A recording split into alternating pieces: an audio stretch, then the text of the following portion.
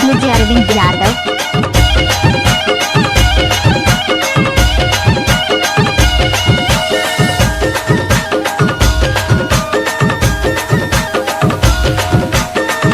DJ Arvind exclusive in the mix.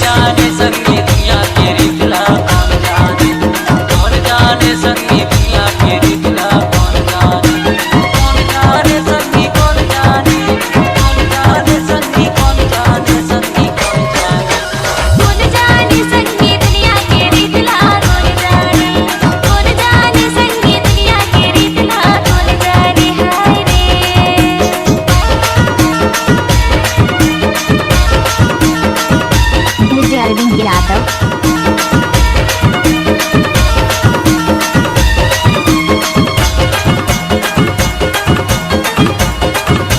DJ Arvind बात करे टूरी मोबाइल में कौन जाने, लुका छुपी बात करे टूरी मोबाइल में कौन जाने भैया दुनिया तेरी दिला कौन जाने भैया दुनिया तेरी दिला कौन जाने हाय रे।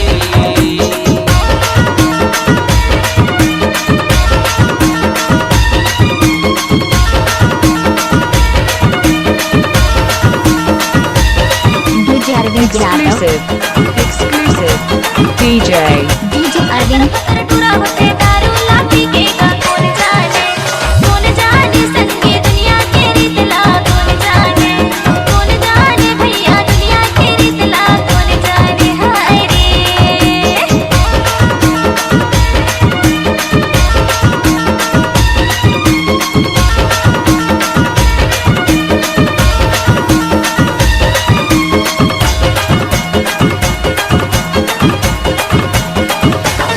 डीजे अरविंद पहले है जना खेत पहले फवारा का कौन जाने, पहले है जना खेत पहले फवारा का कौन जाने संगी दुनिया तेरी दिला कौन जाने संगी दुनिया तेरी दिला कौन जाने हाय रे।